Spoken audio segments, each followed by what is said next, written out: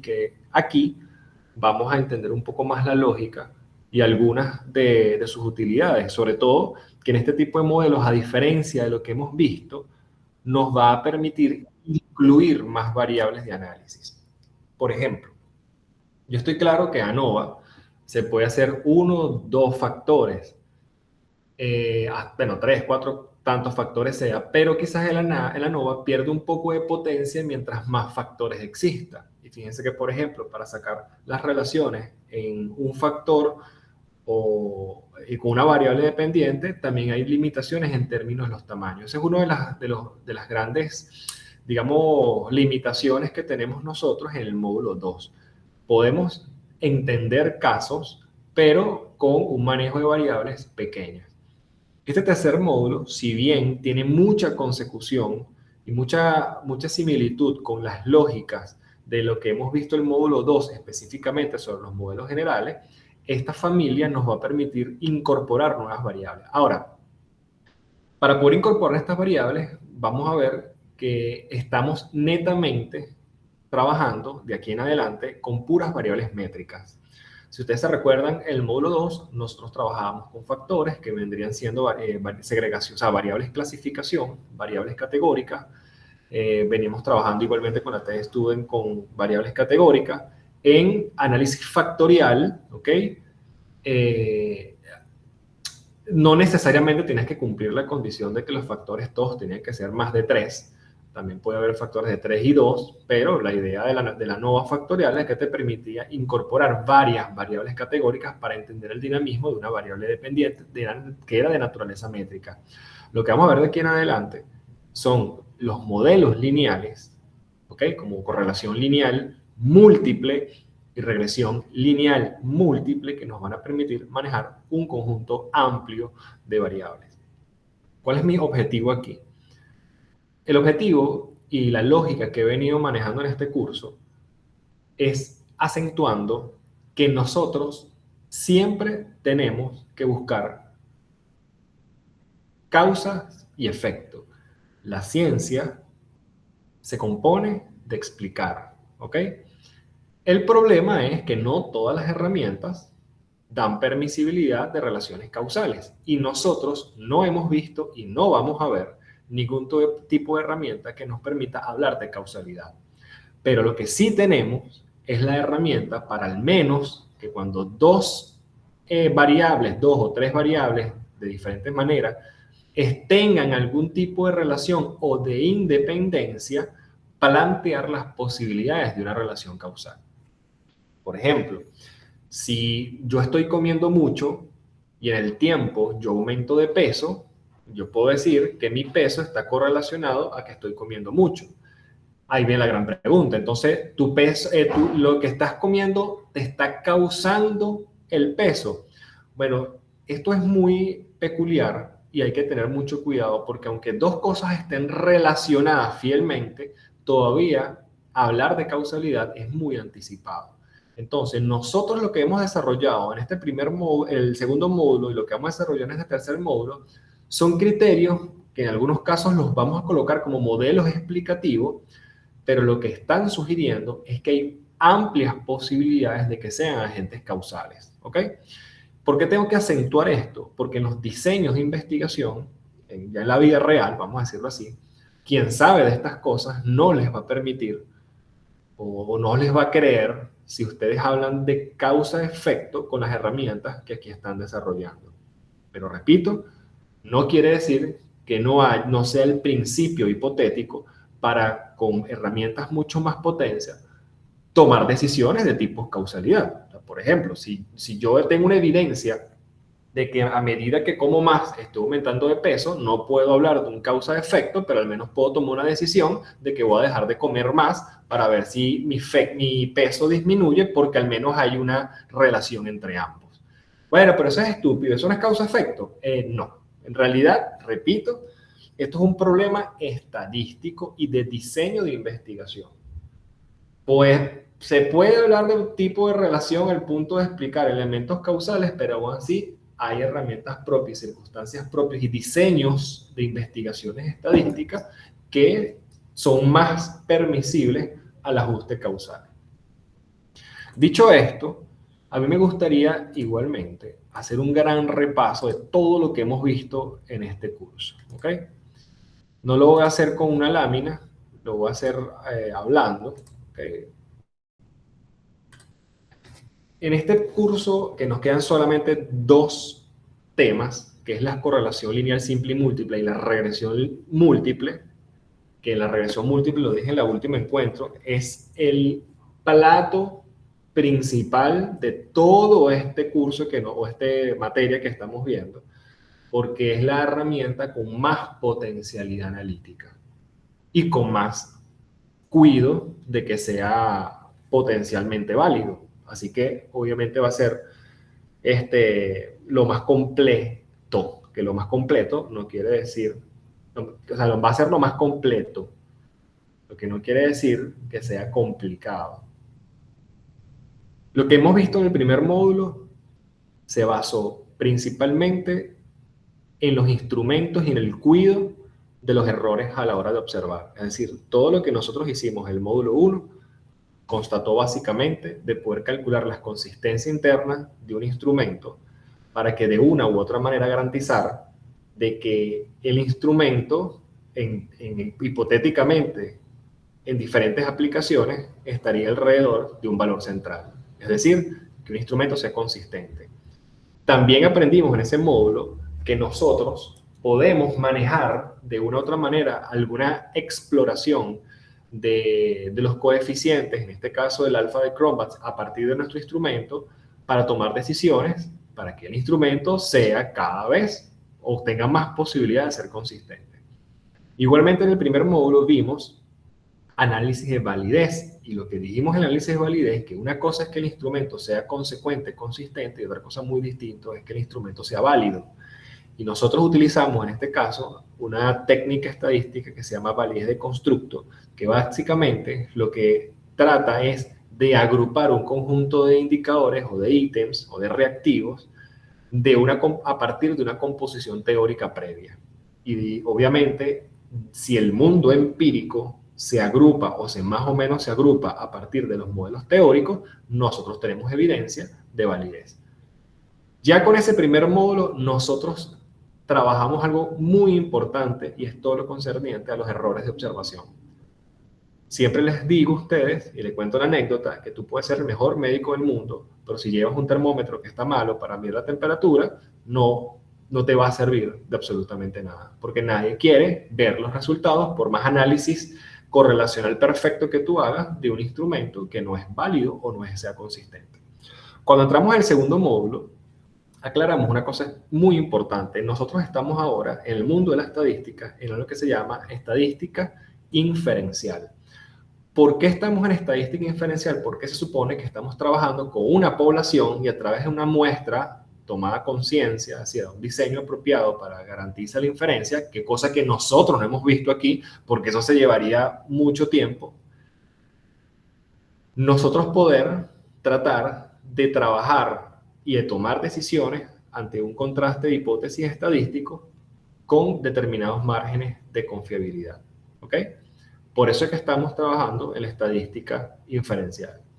Aún dentro de esta gran familia, nosotros estamos manejándonos en una gran familia, una agrupación de estas estadísticas que se llama modelos lineales generales, que no es lo mismo que modelos lineales generalizados, que son otra cosa. Por los momentos estamos trabajando modelos lineales, por eso es que estamos viendo correlación lineal, y vamos a ver regresión lineal, y que son un grupo de familias donde básicamente te permiten entender diferencias para poder ser una evidencia explicativa de una variable métrica. Por ejemplo, si la marca de carros tiene alguna diferencia en función de la rentabilidad, si tú inviertes en TikTok o en Instagram, si hay diferencias en cuanto a las ventas, si en ANOVA, si las multas de tránsito varían en función al sitio donde te encuentres, los experimentos o los pre-experimentos que tratamos de diseñar con las pruebas emparejadas sobre si el efecto de una variable métrica en un mismo grupo en dos tiempos distintos guarda diferencia. Entonces, a partir de estos modelos lineales generalizados, estudiamos análisis de varianzas. que básicamente es comparar medias, porque las comparaciones de medias evidentemente se van a dar en función a lo que tenga la capacidad de explicar una variable métrica. Allí vimos entonces t-student para muestras independientes, t-student para muestras emparejadas, vimos ANOVA de un solo factor y vimos análisis factorial, vimos 4 familias. Ahora, como les estaba explicando en principio, vamos a pasar a dos de las técnicas de los modelos lineales generales más poderosos porque nos permite trabajar con tantas variables nosotros querramos. Ya nosotros tenemos claro, ¿ok?, que en una matriz de datos, las columnas es lo que nosotros vamos a clasificar como ítems y las filas es lo que vamos a clasificar como sujetos, ¿ok? Eso tiene que quedar claro aquí porque, como ya les he dicho anteriormente, en estadística, y eso es lo que algunos cualitativos quizás argumentan para todo lo que es este tema de análisis de significado y análisis de los sentidos, es que los cualitativos siempre se enfocan en los sujetos. Nosotros no nos enfocamos en los sujetos. De hecho, perdemos a los sujetos. Porque al fin de cuentas, tú lo que preguntas o lo que terminas concluyendo es que ver el documental hace que reduzcan los consumos de azúcar en los niños, pero tú no conoces ni a Juan, ni a Pedrito, ni a Jaimito, o sea, pierdes la individualidad. Asimismo, aun cuando la estadística tiene tantas subdivisiones, nosotros hemos trabajado con lo que se llama análisis univariante y análisis bivariantes. Los análisis univariantes es cómo se distribuye una sola variable, que eso es algo, por ejemplo, cómo se distribuye la media en una variable o cómo se distribuye la media en función a un factor, cómo se distribuye la varianza, un análisis de varianza, cómo se puede distribuir incluso hasta una moda en una misma variable. Luego nosotros tocamos algo que se llama análisis bivariante. El análisis bivariante es mucho más claro en la clase pasada. Se me olvidó comentar eso. Lo que pasa es que ese es como un agente que se colió ahí, los análisis de contingencia. Los análisis de homogeneidad e interdependencia son análisis bivariantes porque estudian la relación de dos variables. No es cómo se distribuye una variable en una tabla de contingencia, sino cómo se distribuye en función a las clasificaciones de la otra variable.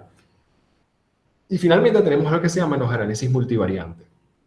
Una de las grandes confusiones en estadística y en análisis de datos es pensar que como yo tengo un título que se llama correlación lineal múltiple y la semana que viene vamos a ver regresión lineal múltiple, ya tú pensar que estás haciendo análisis multivariante.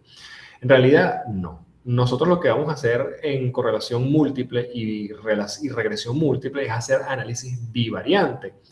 Porque aunque las variables influyen entre sí, en realidad todavía no estamos hablando de unas relaciones conjuntas para hacer análisis de múltiples niveles, ¿ok? Así que todavía nos vamos a quedar en una relación bivariante. Este es un ejemplo de cómo se distribuye. Vamos a imaginar que estamos hablando de una relación entre los años de casado y los años de noviazgo, perdón, y los años de pareja. Y entonces esto puede ver un ejemplo de cómo se distribuye de manera univariante. Pero si, por ejemplo, yo tengo una variable que se llama horas de capacitación e ingresos mensuales, aquí la cosa cambia, porque yo no me interesaría ver cómo se distribuye la variable horas de capacitación y ver, por ejemplo, si tiene una distribución normal. Nosotros habíamos hablado la semana pasada, o cuando sea que hayamos hablado, el tema de los supuestos. Y uno de los elementos básicos de los supuestos es que tiene que haber una distribución normalidad, o te tiene que dar el supuesto de normalidad en la variable dependiente. En este caso, nosotros también tenemos que ver si la variable dependiente también goza de normalidad. Entonces, aquí se puede ver que mis variables, todas son métricas, ¿ok? No hay ninguna variable de clasificación, por ejemplo, horas de capacitación e ingresos semanales, pero aquí la pregunta y el enfoque cambia. No me interesa cómo se distribuye el ingreso y cómo se distribuye la capacitación, sino si hay relación entre ambas.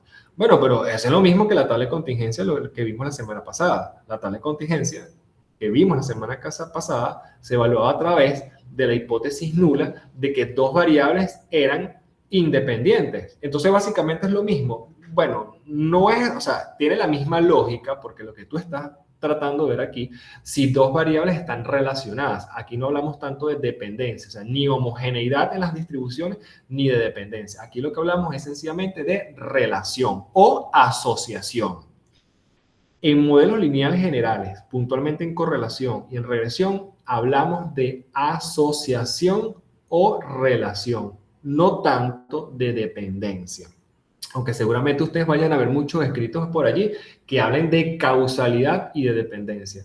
No está en la literatura que se toquen estos puntos hacia la ligera. O sea, porque por lo general hablamos de que dos variables están relacionadas o dos variables están asociadas. Entonces, por supuesto, aquí la parte gráfica es muy importante. ¿Por qué?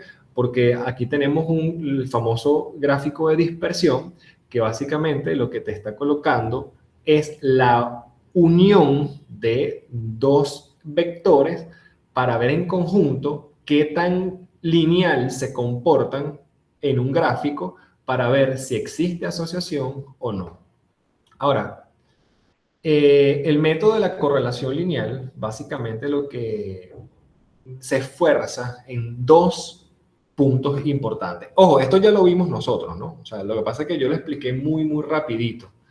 Y ya con la tau V de Kendall y la tau C de Kendall, hablé ya de esto. Lo que pasa, y de hecho yo se los advertí, todo lo que es relación inversamente proporcional y relación proporcional lo vamos a desarrollar en correlación, porque son puntajes métricos. Y recuerden que la tau V de Kendall, la C y la B y la C tratan variables ordinales, y las variables ordinales son variables por rango. Por lo tanto, algunas veces son tratadas como variables métricas. Así que lo que expliqué la semana pasada va a ser vital para poder entender esto. Lo que nos interesa aquí en la correlación lineal es algo clave. Cuantificar la fuerza y la dirección, más que la asociación. Cambié esto una vez.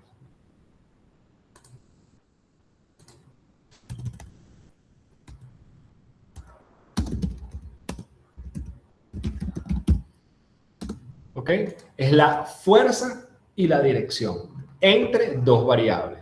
Y por supuesto, la fórmula habla de un criterio de covarianza, porque obviamente la covarianza siempre va a ser la base de los criterios correlacionales y los criterios que tienen que ver con una capacidad de pronóstico.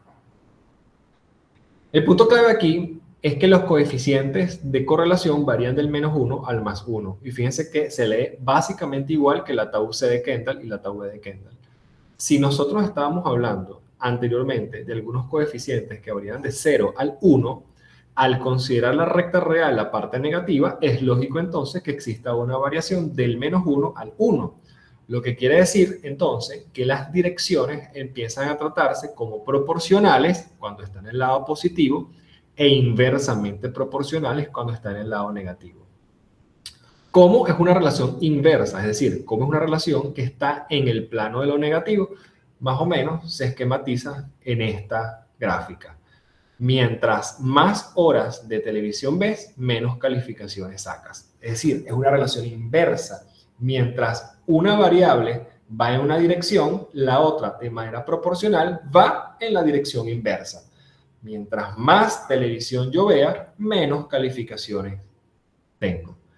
Mientras más yo coma, menos capacidad de hacer ejercicio tengo, por un ejemplo.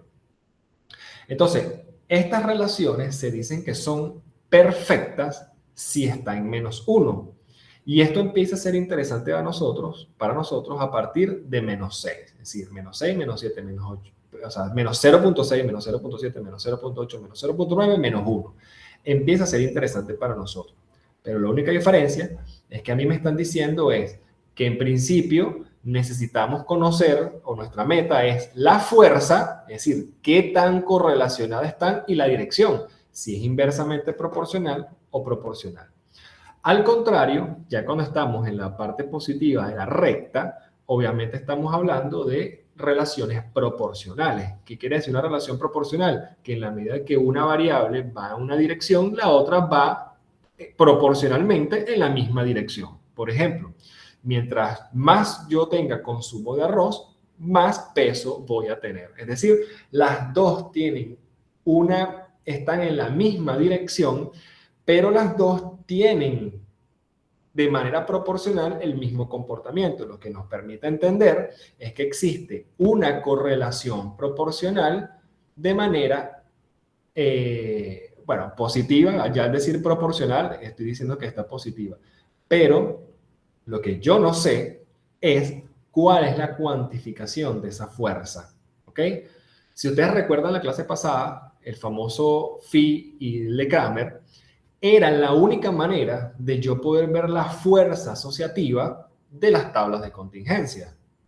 Porque yo les puedo decir, sí, tengo probabilidad de aceptar la hipótesis alternativa de independencia. Es decir, la inteligencia artificial depende del rango de edad. Maravilloso. ¿Qué tan fuerte es esa relación? ¿O qué tan fuerte es esa dependencia? Bueno, yo tenía que ir al estadístico de Kramer o de la Phi. Pero en Tau C y en Tau B no tenía por qué interpretar esto, porque resulta ser que ellos estaban en el tratamiento de estos parámetros, -1 a 1. Por lo tanto, en la medida que más se acercaba a 1 o en la medida que más se acercaba a -1, ya tenía la evidencia de la fuerza de asociación.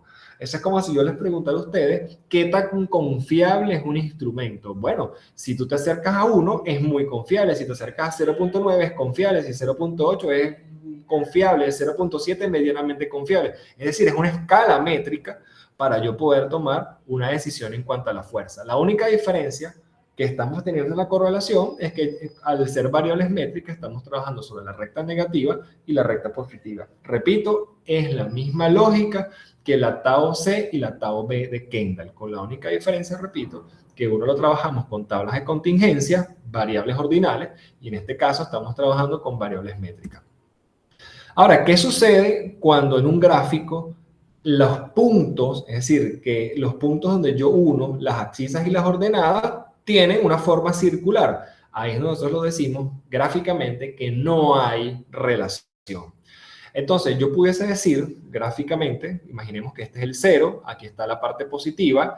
No es que todo lo positivo me indica relación, lo positivo me indica la dirección. Ahora empieza a ser interesante para mí del 0.6 en adelante y empieza a ser interesante para mí del -6 al -1. Y del -5 pasando por el 0 hasta el 0.5 para mí no es interesante. Es decir, no hay relación. Por lo tanto, si yo voy a mi ejercicio previo, de que si las horas, bueno, no son los datos, pero si yo pudiese decir, si las horas de hacer ejercicio se relacionan con las calificaciones que yo saco y me da en el renglón que tengo identificado como verde, por supuesto yo voy a decir que no existen relaciones de ambas. O también es posible decir que no están asociadas o una no depende, o son factores aislados, es decir, son factores independientes. Pero si yo estoy en alguno de estas franjas rojas, ahí yo digo que sí existe relación, asociación. Ahora, el problema que tengo que resolver es cuál. Porque no es lo mismo la parte negativa la parte positiva. Si yo, por ejemplo, digo que yo voy a vender el día de mañana un jugo que se llama el jugo X y es para que afecte el peso, la primera pregunta que tú me harías es, bueno, ok, y ese jugo afecta el peso, pero ¿de qué manera? Ah, no, es que mientras más jugo tú te tomes, más te pones gordo. Ah, no, pero es que yo quiero el efecto contrario, que mientras más jugo yo me ponga más delgado. Ah, bueno, tú quieres saber la dirección del efecto que va a tener ese jugo. O sea, que a ti el hecho de que te digan, te voy a vender un jugo para que afecte tu peso, para ti esa información no es suficiente. Tú necesitas saber cuál es el efecto que va a tener ese jugo. Si va a ser de una manera que te va a disminuir, mientras más lo tomes, va a disminuir en algo que te interese, o si por el contrario, mientras más tú lo tomes, te va a aumentar en algún tema de interés. Entonces, básicamente, aquí podemos hacer el mismo ejercicio que siempre hicimos con el alfa de Cronbach o como hemos interpretado muchos de los otros coeficientes, que es de 0.5, de menos 0.5 a 0.5, guarda independencia, es decir, no hay asociación o no hay correlación. De 0.6 a 0.7 podemos decir que las variables estarían medianamente correlacionadas, y del 0.8 al 1 las variables están altamente correlacionadas. Si están positivos, están medianamente correlacionadas o altamente correlacionadas de manera proporcional, y si están del lado negativo, están altamente correlacionadas o medianamente correlacionadas de manera inversa. ¿Ok? Entonces, esta es la explicación rápida, pero muy sencilla, de lo que es el objetivo de las correlaciones lineales: determinar la fuerza y asociación de dos variables. Ahora, aquí también existe, obviamente, unos patrones de contrastes de hipótesis, ¿ok? Y fíjense que yo ya no empeño mucho tiempo en explicárselo, porque es que básicamente es lo mismo de siempre. La hipótesis nula es no existe relación, y la hipótesis alternativa existe relación. O si tú quieres decir hipótesis nula, el margen de inversión no tiene relación con la utilidad intermensual. Y tu hipótesis alternativa, el margen de inversión está relacionado o está correlacionado o está asociado con la utilidad intermensual. Esas son las dos únicas hipótesis que siempre voy a presentar, y la hipótesis nula siempre es ausencia de. ¿Okay? Entonces fíjense que aquí yo no tengo que indagar mucho. Ahora, antes de yo pasar a explicar esto, que repito, no voy a poner mucho empeño a lo que es la prueba de significación y lo que es la prueba de significación para aceptar o rechazar una hipótesis nula o aceptar la alternativa, ni ese juego, que lo voy a hacer, por supuesto. Yo quisiera primero resolver este temita en Excel.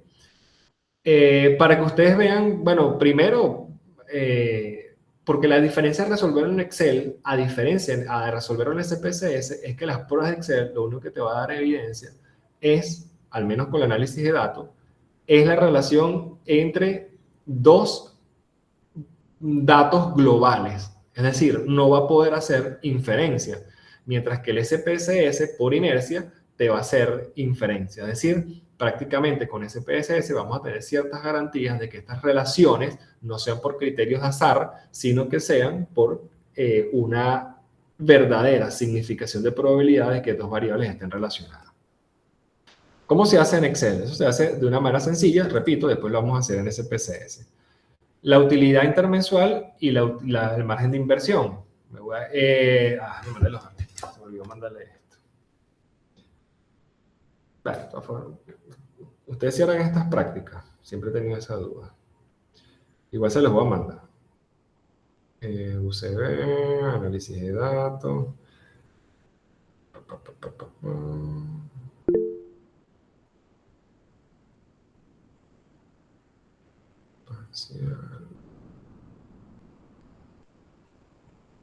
Práctica correlación, aquí está.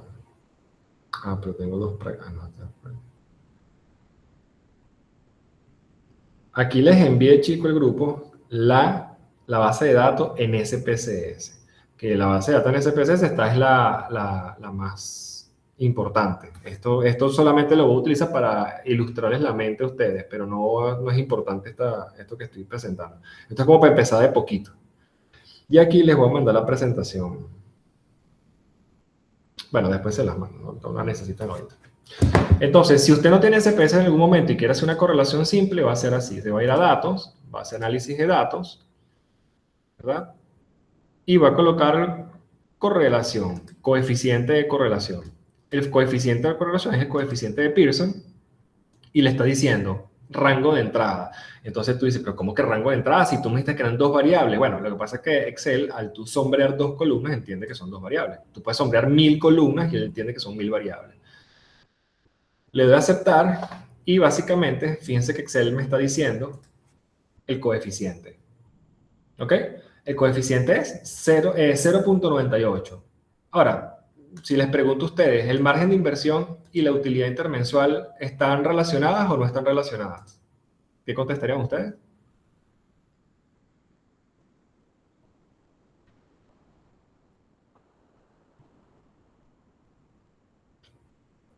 Que sí están relacionadas. ¿Y están relacionadas de manera alta, media, proporcional o inversamente proporcional? están altamente correlacionadas de manera proporcional. Correcto. Eso quiere decir que si en algún momento tú me preguntas a mí, oye, Wilmer, ¿cómo hago para aumentar mi utilidad intermensual? Yo te voy a decir, bueno, muy probable sea aumentando tu margen de inversión. ¿Por qué? Porque ambas están altamente correlacionadas, ¿ok? Entonces, el punto es que Excel no nos permite tomar una decisión en términos de probabilidades, porque si tú tienes un grupo completo, bueno, Excel te puede servir, pero nosotros generalmente en ciencias sociales, humanas y la conducta, obviamente trabajamos con muestras. E incluso nuestros ejercicios también están sujetos, como todo elemento de probabilidad, al azar. Y nosotros lo que queremos es, por supuesto, tener ciertas garantías. Ahora, devolviéndome un poquito a Excel, fíjate que aquí, esta es la columna 1 y esta es la columna 2. Entonces, en algún momento, si no tienes SPSS, si quieres resolver, obviamente tienes que copiar el nombre de la columna 1 y colocarlo donde dice columna 1. Porque Excel obviamente no te va a leer el nombre de la columna.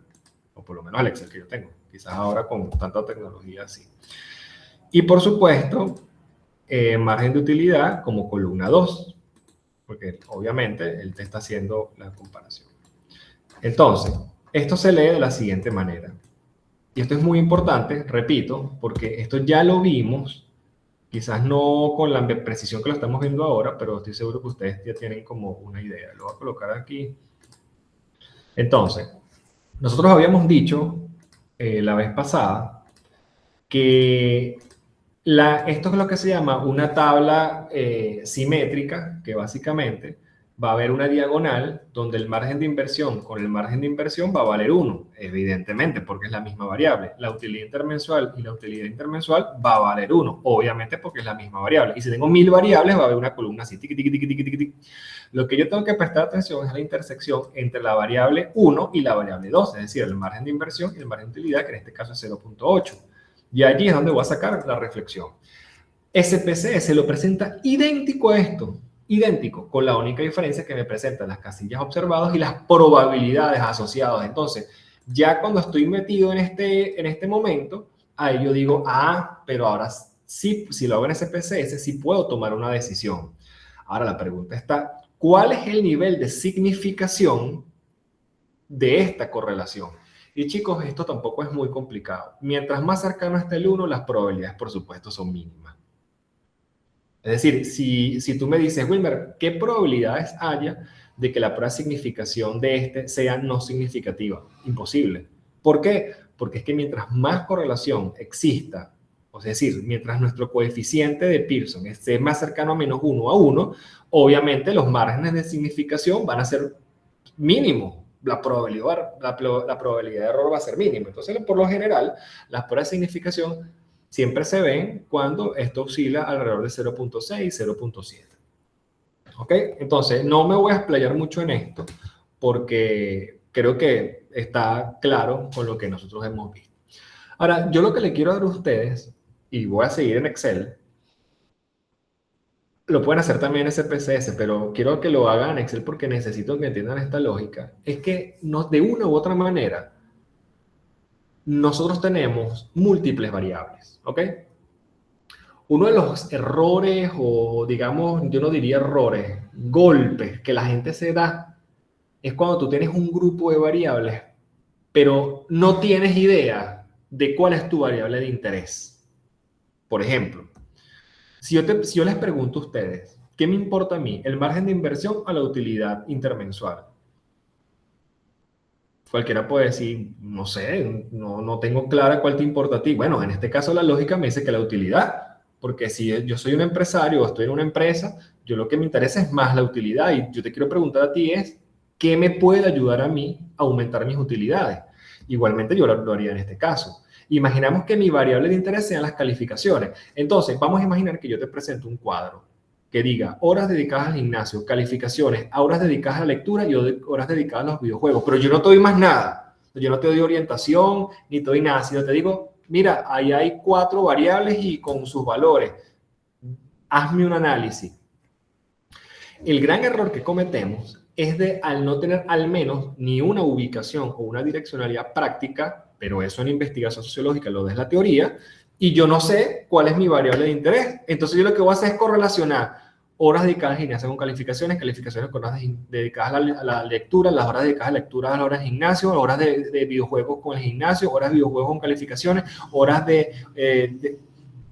Pana, y vas a tener un conjunto de cosas, pero al final lo que yo te voy a decir es cuáles están correlacionadas entre sí, pero eso no te da alguna pista para que tú puedas resolver esto. Por ejemplo, si a mí me tocaría hacer esto en Excel,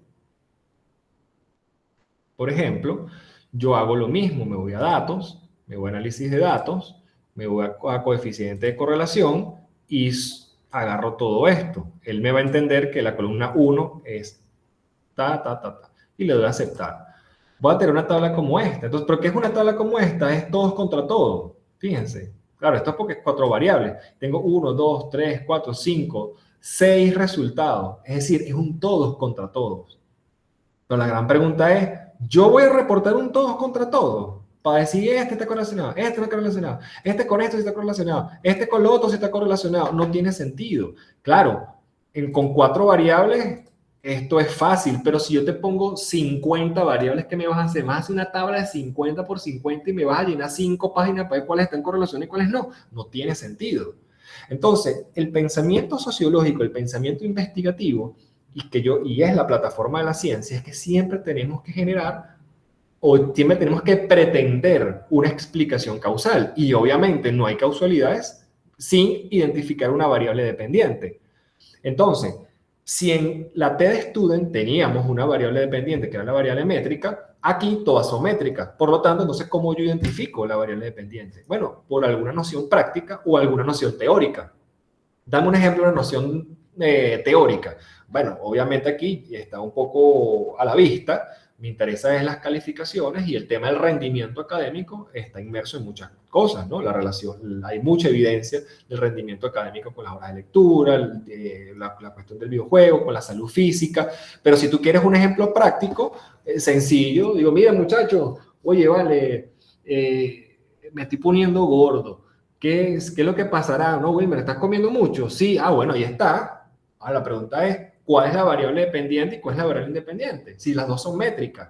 Bueno, es lo mismo, porque es que en correlación no nos interesa un orden de variable dependiente y un orden de variable independiente. Y tienen toda la razón, no nos interesa. Pero que de una u otra manera yo tengo que poner en práctica esta lógica. Entonces yo les digo, muchachos, ¿será que me estoy poniendo gordo porque estoy tomando mucha cerveza? Ya allí tu lógica tiene que decir, ¿cuál es la variable que depende de la otra? ¿Será que tomar cerveza depende del peso o el peso depende de tomar cerveza? Ah, Wilmer, ya. Si tú quieres rebajar, deja de tomar cerveza. Tú por lógica estás haciendo un análisis o un intento de marco causal. Y eso es una de las grandes preocupaciones que a veces las personas que se empiezan a empapar con estos temas hacen, que se van a hacer correlaciones sin tener ninguna guía y hacen un todos contra todos. En cambio, si tú tienes una direccionalidad práctica, una direccionalidad teórica, o bueno, o al menos te están solicitando algo muy específico, como en este caso, me interesan las calificaciones, bueno, ya tú tienes una guía. Entonces, la gran pregunta es, ¿qué pasa cuando yo tengo una variable de interés? ¿Ok? No la quiero llamar variable dependiente para no hacer una irrupción técnica aquí. Pero ¿qué pasa si yo tengo una variable de interés y creo que puede ser entendida por otras variables, pero tú me dijiste con 2, y aquí yo tengo 4 variables? Bueno, pasa exactamente lo mismo. Fíjate que lo que yo hice en Excel es sombrear los 4 variables, y mira aquí me dio esta tabla. Y evidentemente hago el mismo análisis, muchachos, el mismo análisis.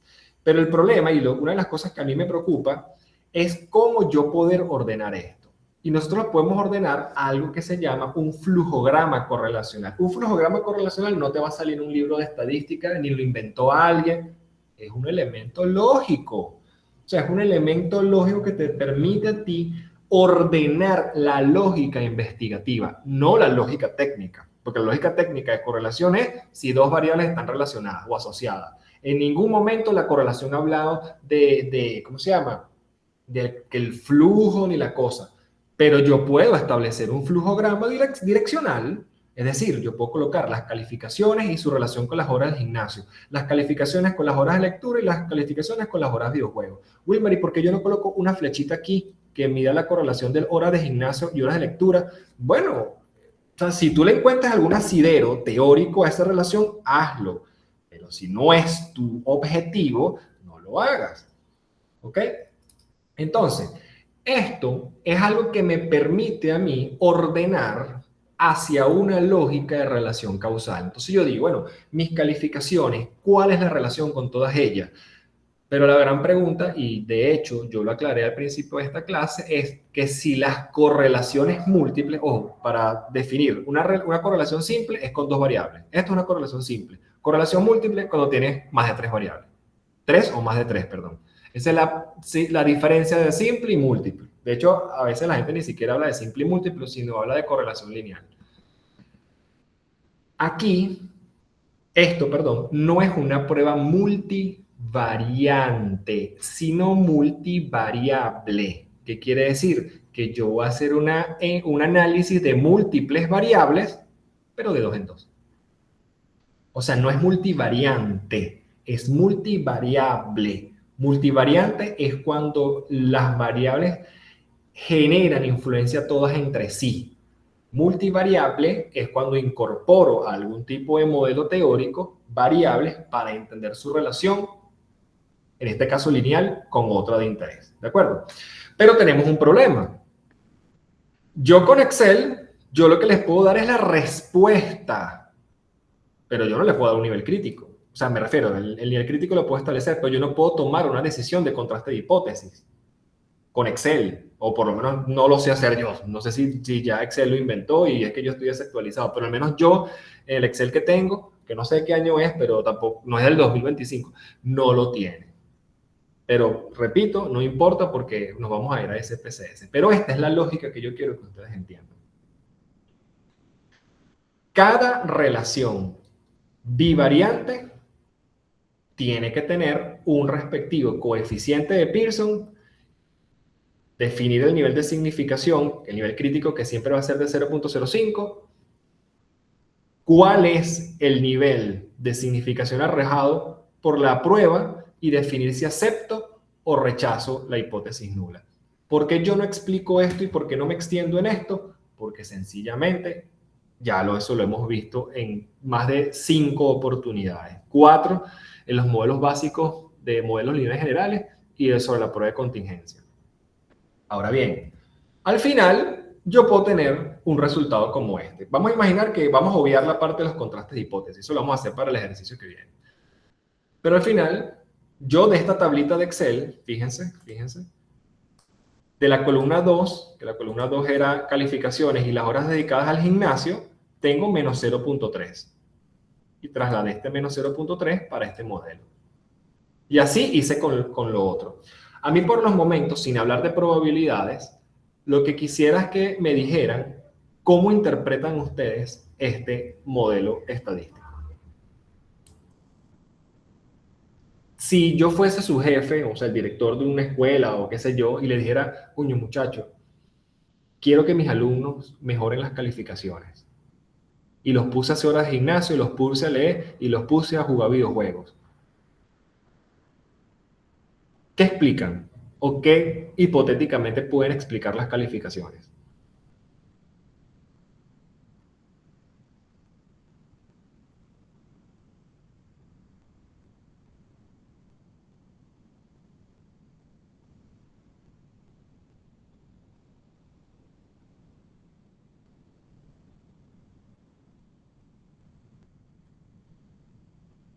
Repito la pregunta.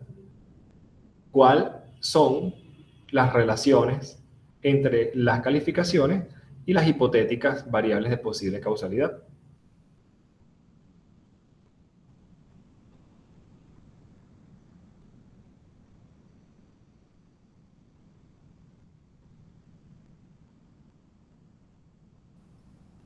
Bueno, con respecto a las calificaciones y las horas de gimnasio, no hay relación. Y con respecto a las calificaciones y las horas de lectura, están altamente correlacionadas de manera proporcional. Y las calificaciones con las horas de videojuegos están también altamente correlacionadas, pero de inversamente proporcional. Correcto. Y yo te puedo decir que las horas de lectura tienen la misma importancia que las horas de videojuego.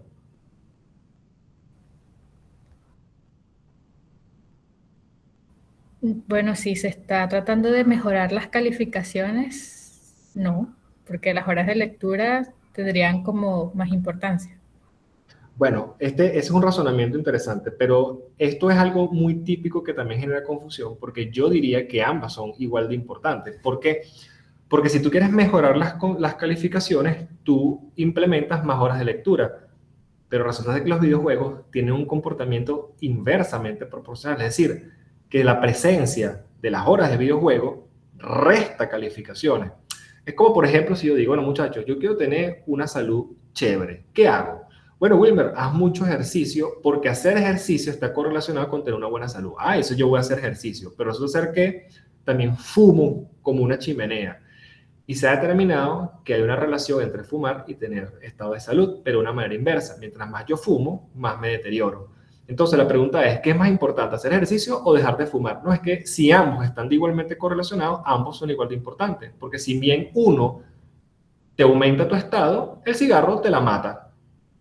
O sea, básicamente lo que estamos queriendo decir, claro, no es algo, es un comentario alegórico, no quiere decir que funcione así. Ustedes nunca han escuchado como que cuando alguien dice, bueno, dame una hamburguesa y una Coca-Cola Light.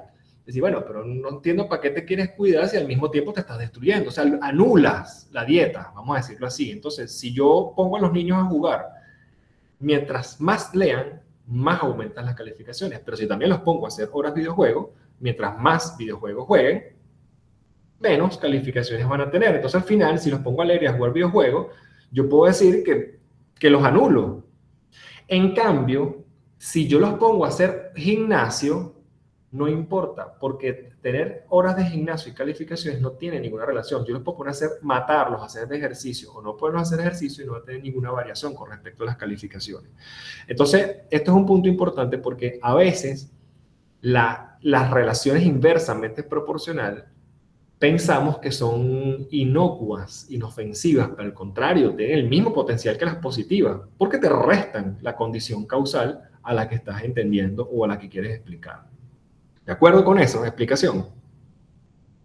Que básicamente es el mismo ejemplo que tuvimos con la semana pasada con la TC de Kendall, que decíamos, los alumnos, mientras más pasan tiempo en la escuela, más comprometidos con la escuela están. Pero los docentes, mientras más pasan tiempo, menos comprometidos están. Porque salió algo parecido. O sea que básicamente lo que estoy diciendo es que si yo quiero tener profesores comprometidos, voy a rezar que no suban de escalafón. Y eso es un impacto inverso. O sea que tiene bastante impacto en el compromiso. Entonces, pero miren lo que hay aquí. ¿Okay? Yo quisiera detenerme acá y hablar un poco de las pruebas de parametricidad, porque resulta ser que las pruebas de parametricidad para las correlaciones lineales tienen que cumplir dos elementos adicionales. Primero, tengo que garantizar que sean relaciones lineales, ¿ok? Yo todo esto lo voy a explicar en la regresión para que tengan una noción, o sea, una noción más completa.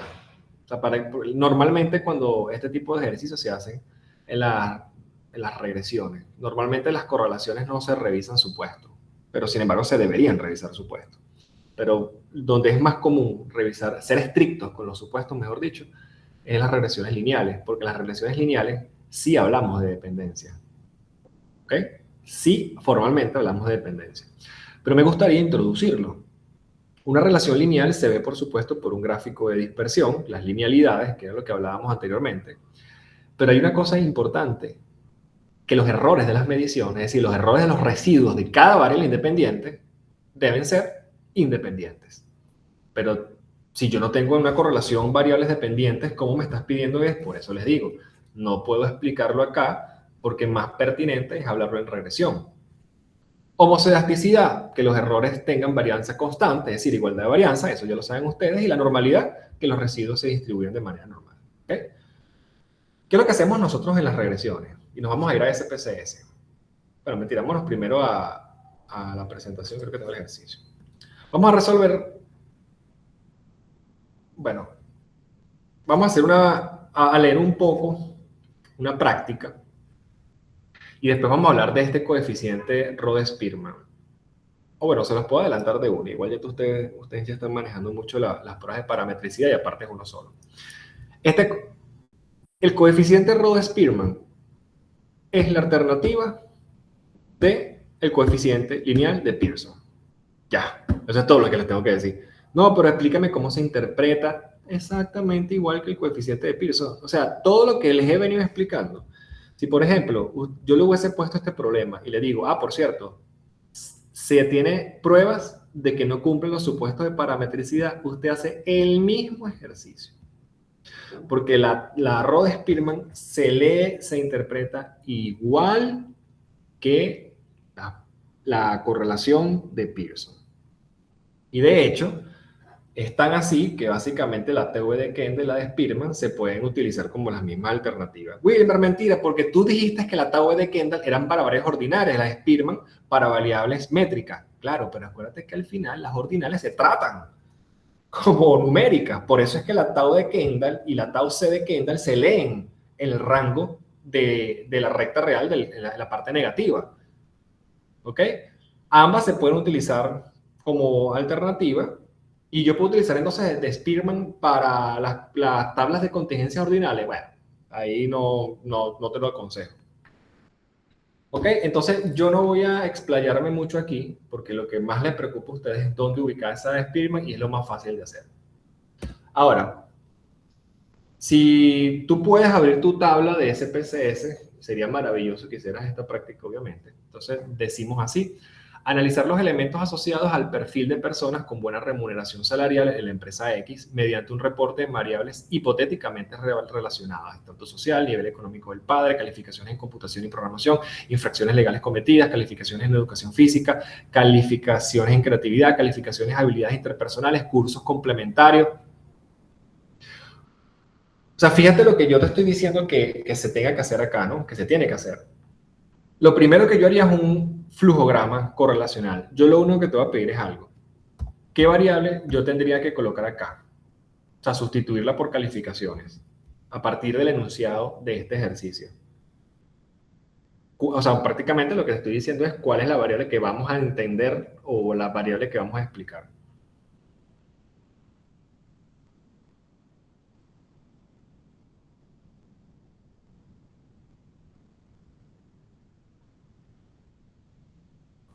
Personas con buena remuneración salarial. Básicamente la remuneración salarial. Entonces, ya aquí te estoy diciendo algo interesante desde el punto de vista social. Me imagino yo que todas las personas que estudian y trabajan les gustaría tener una mejor remuneración salarial. Entonces, si yo te dijera a ti, muchacho, ¿quieren tener buena remuneración salarial? Todos ustedes miran, claro, Wilmer, dime cómo. Bueno, vamos a evaluar estas variables a ver cuáles son las que más tienen impacto. Y si hay relación entre algunas variables con la remuneración salarial, tomen nota. Porque si tú quieres tener mejor remuneración. Entonces, básicamente, tú colocarías aquí remuneración salarial y harías tantas flechitas y globitos como variables que, repito, en correlación no se llaman variables independientes, pero vamos a decir variables relacionadas con posibilidades de explicar, ¿ok? Esa es la lógica. Entonces, lo primero que yo voy a hacer es el flujograma correlacional. Me gustaría, o mejor dicho, es obligatorio que aunque esto sea algo esquemático, ¿ok? Si en el parcial sale un ejercicio de correlación, que hicieran el flujograma de correlación. Voy a buscar en ChatGPT a ver si eso existe. Bueno, yo nunca lo he hecho. Déjame ver, capaz sí existe. ¿Qué es un flujograma de correlación? En estadística y análisis de datos, un flujograma de correlación o diagrama de flujo de correlación ¿Sí existe? No es un gráfico estadístico. Excelente esa definición. No es un diagrama de flujo, pero no es un gráfico estadístico. creo que esta definición es maravillosa. Un flujograma de correlación es un esquema que me permite ordenar la lógica, pero obviamente no es un cuadro de dispersión, no es un cuadro de caja y bigote, como lo que estamos acostumbrados a hacer, pero por lo visto sí existe. Entonces, vámonos a SPSS y vamos entonces a hacer el ejercicio. Me pongo acá, lo primero que hace, por supuesto, lo primero que hace un analista de datos no es ver los datos, bueno, sí ver los datos para hacer que todos estén bien, pero lo primero que hace un analista de datos es ver las variables, ¿verdad? Para garantizar de que todo esté bien. Le quito los decimales porque detesto ver los decimales. Y aquí me equivoqué, es remuneración. Entonces, veo que ninguno tiene valores, ya estoy claro de que estamos ante una variable métrica.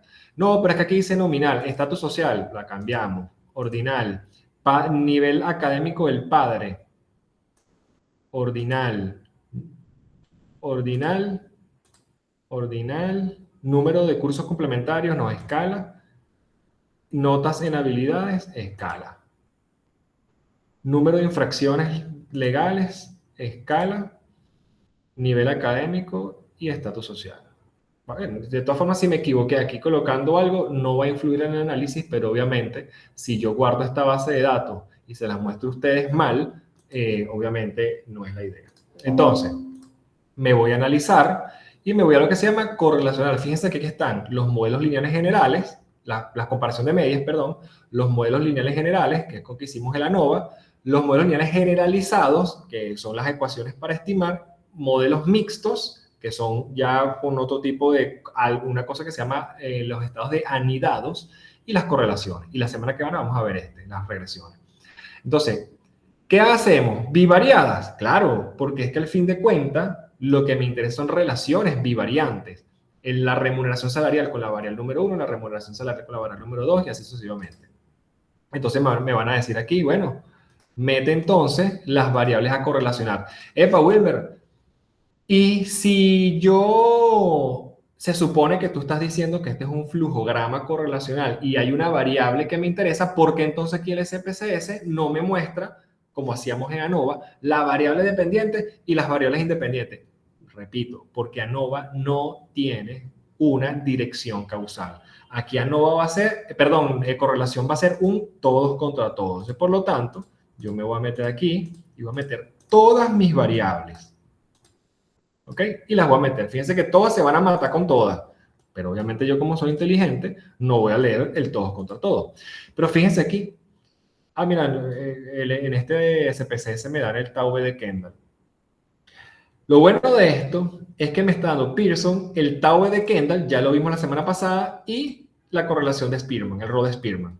Maravilloso. Yo, por supuesto, quito el tau V de Kendall y dejo el de Spearman y dejo el de Pearson. ¿Ok? Señalar las correlaciones significativas. Por supuesto que lo dejo abotonado. ¿Por qué? Y quiero volver a este gráfico. Porque aquí en adelante, todo este ejercicio lo vas a hacer de esta manera. Es decir, vas a hacer tantos contrastes de hipótesis como pruebas bivariantes vayas a hacer. Si tú aquí hiciste 3 pruebas bivariantes, vas a hacer 3 contrastes de hipótesis. Yo me corto la cabeza a que las pruebas de significación, aquí no salió significativo y estas dos sí salieron significativos. Entonces, por ley es así. Pero obviamente no tengo la evidencia, pero bueno, no tengo, lo hice en Excel y le voy a dar a aceptar. Esto para ustedes va a ser muy, ¿cómo les digo? Muy familiar, porque ya nosotros hemos trabajado con esta tabla. Pero claro, aquí la tabla es un poquito más grande. ¿Cómo se lee la tabla? Igual que en Excel. Fíjense. Aquí me está dando el estatus social, me está dando la correlación de Pearson, la significación unilateral y el tamaño de la muestra. ¿Ok? Entonces yo puedo decir que estatus con estatus me va a dar una correlación perfecta, por eso es que usted va a ver una línea de unos aquí. ¿Ok? Y si yo quiero ver, por ejemplo, mi variable de interés, yo me voy directamente a remuneración. ¿Ok? Este tipo de tablas te ayuda un poco, porque claro, aquí es fácil porque son 10 variables, pero si repito, si tú quieres una correlación de 20 variables, esta tabla puede ser un poco fastidiosa. Pero aquí por lo general los paquetes estadísticos, miren lo que te colocan. Un asterisco cuando la correlación es significativa al 0.05, es decir, a nuestro nivel crítico. Pero nosotros nos podemos poner más estrictos. Nosotros podemos decir, ¿sabes qué? Yo voy a hacer una prueba de remuneración salarial únicamente con las variables que sean significativas, pero a un nivel 0.01. ¡Wow! Te estás poniendo más estricto. Entonces, obviamente aquí, tú lo que vas a buscar son las que tienen 2 comillitas. Ah, mira aquí, 2 comillitas. Vamos a ver. Número de infracciones de tránsito correlaciona de manera inversamente proporcional con el nivel académico de los padres. Pero resulta ser que aunque me emociono porque es una variable donde tengo una evidencia de altas probabilidades de relación, no me sirve de nada desde el punto de vista teórico, porque a mí no me interesa la relación de las infracciones de tránsito y si mi papá estudió o no. Yo me voy a la remuneración. Y en la remuneración, por lógica, yo tengo las correlaciones de Pearson, las pruebas de significación y obviamente la misma población. Entonces, ¿qué es lo que yo voy a leer yo o cómo se lee estas tablas? Yo me voy a mi variable de interés, que es la remuneración, y voy viendo el nombre de cada una de estas, a ver cómo están correlacionadas y puedo, ¿verdad?, determinar un interesante flujograma correlacional para más o menos yo entender cuáles son las que están asociadas y cuáles no. Ahora, vamos a hacer un experimento. Aquí me está diciendo que por lo menos en cuanto al estatus social, me está diciendo correlación de Pearson 0.2. Es decir, está aquí. Fíjense. Está aquí. 0.2. Quiere decir que no está correlacionado, pero tampoco es significativo. Lógico, por lo que el truco que yo les dije. Mientras más cercano esté a 1 o menos 1, más posibilidades de prueba de significación. Vamos a ver entonces cómo es este mismo comportamiento en las pruebas no paramétricas. Mira, el comportamiento es exactamente igual. Y los comportamientos con la Rhodes-Spearman son exactamente igual. Y es como yo siempre les he dicho, tengan las pruebas de parametricidad o no tengan las pruebas de parametricidad, obviamente tú tienes que ver las diferencias, porque si hay diferencias, tienes que tomar una decisión. Pero si los cuadros son los mismos, pues nada, coloca las pruebas de correlación. ¿Ok? Yo creo que esa es una de las debilidades y al mismo tiempo fortalezas de la correlación. La debilidad, que las pruebas de parametricidad tienden a ser muy iguales. ¿Ok? Las diferencias de los estadísticos no paramétricos, los paramétricos tienden a ser muy iguales. Por lo tanto, es muy difícil que tengamos un conflicto entre variables. Y en caso tal de que haya un conflicto entre variables para tomar una decisión sobre aceptar la hipótesis nula, entonces confías en la prueba paramétrica si cumples la normalidad, la homoelasticidad, la independencia de los residuos y la linealidad. Y si no cumples esas pruebas paramétricas, obviamente te vas a la prueba no paramétrica, que eso ya, obviamente, incluso en el examen lo definimos bastante bien. Entonces, déjame ver si yo de casualidad lo puse en la presentación. No. Yo lo que quiero es que ustedes me ayuden a leer esta tabla. Ok. Esta tabla yo no la puse aquí.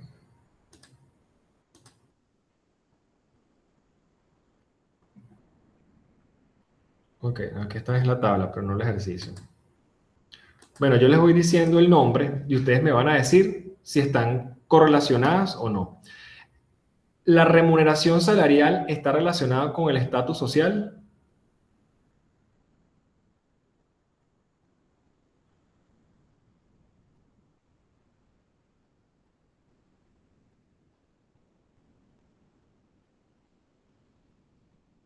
¿La remuneración salarial está asociada con el estatus social? No lo está. No lo está. Ahora, ¿cuál es tu principal indicativo de que no lo está?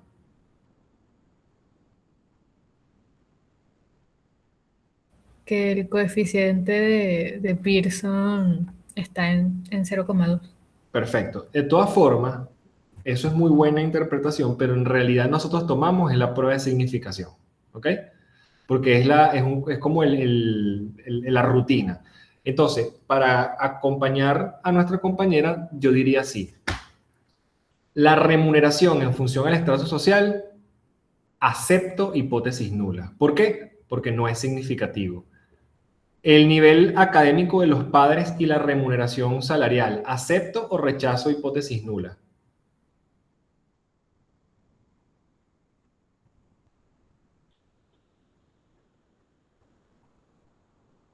Rechazo. Rechazo la hipótesis nula. Correcto, rechazo la hipótesis nula y asumo que la remuneración está asociada con el nivel académico de los padres. Las notas en programación y computación, ¿acepto o rechazo la hipótesis nula en función a la remuneración?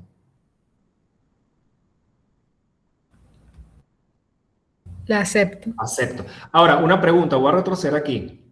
Ya entendí que ustedes están aceptando la hipótesis alternativa. ¿Cómo influye el nivel académico de los padres en la remuneración?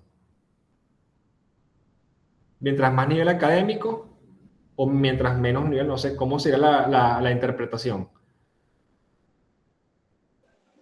Que entre un mayor nivel académico de los padres hay una mejor remuneración porque hay una relación altamente proporcional. Exactamente. Primero, es una relación están altamente correlacionadas, pero está en signo positivo. Quiere decir que a medida que aumenta el nivel académico de los padres, aumenta progresivamente la remuneración. Ajá, ya me dijeron que aquí aceptaban la hipótesis, ¿no? Las notas en educación física y la remuneración. ¿Acepto o rechazo hipótesis nula?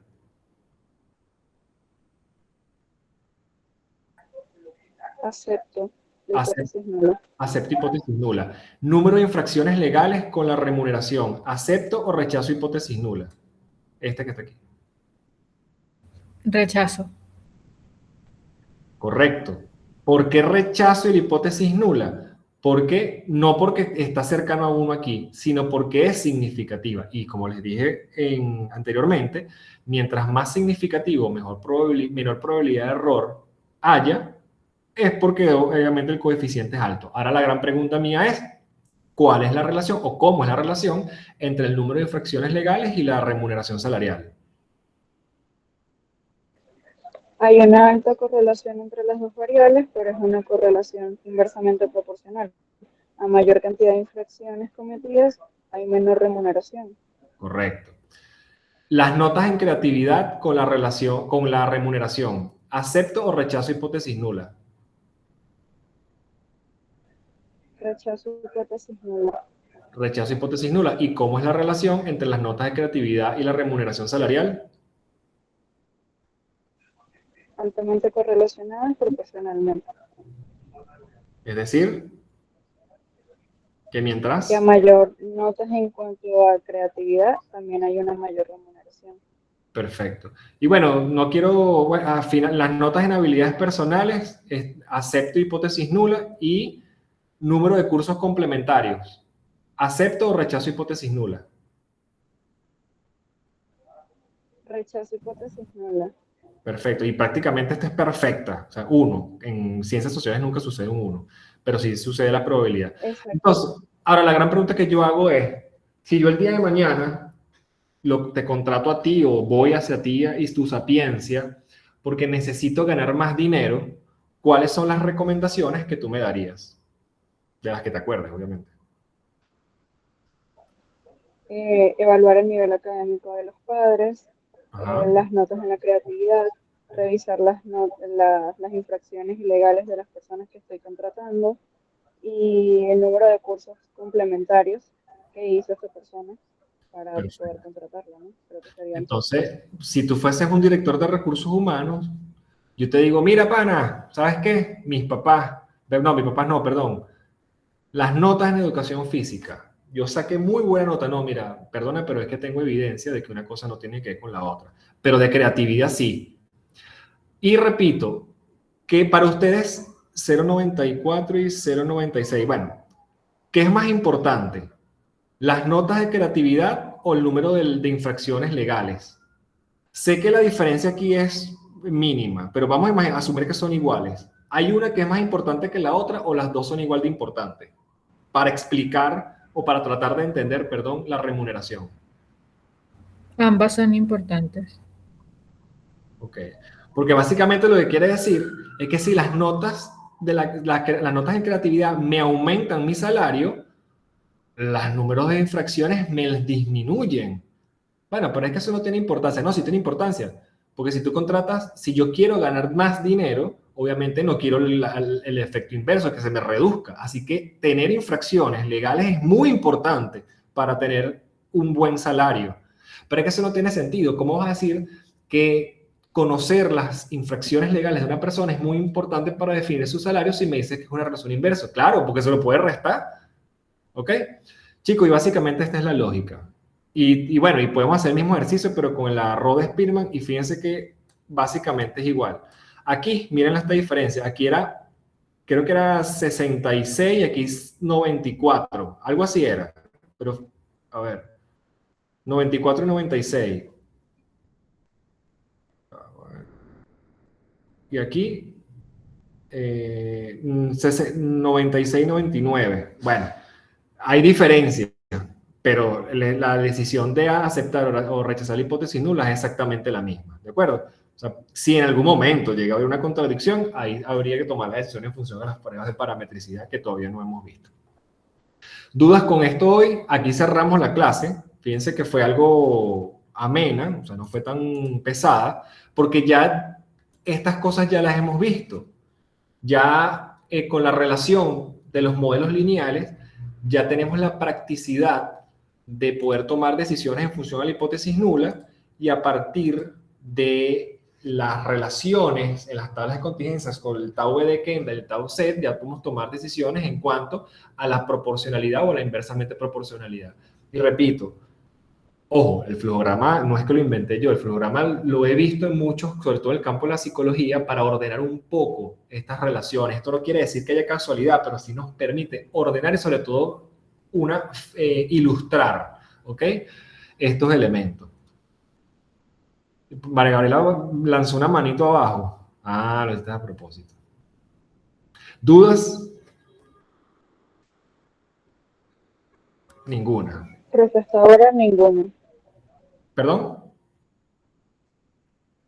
Y hasta ahora ninguno. Ahora ninguna. Entonces, chicos, penúltima clase. Ya en 2 semanas tenemos que ver regresiones y ver y evaluar, obviamente. Y que me dé un chancecito a mí sé que tengo pendientes con ustedes el módulo 2 y bueno, tengo que hacerlo pronto porque no quisiera que se me acumulara, obviamente, las correcciones y tampoco es debido hacer eso. Entonces, la semana que viene vamos a ver regresión. Regresión, una de las cosas que más demora es la evaluación de los supuestos, ¿ok? Y por supuesto entender un poco la lógica de lo que es la regresión. ¿Pero por qué se va a hacer fácil? Porque la base de la regresión es la misma lógica de la correlación. Con la única diferencia es que vamos a trabajar con unos cambios de coeficiente y al final vamos a estructurar una ecuación, ¿ok?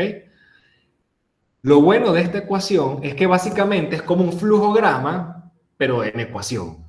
O sea que si tú entendiste y trabajas con estos flujogramas correlacionales, básicamente sería como decir, bueno, ahora conviérteme ese flujograma correlacional en una ecuación.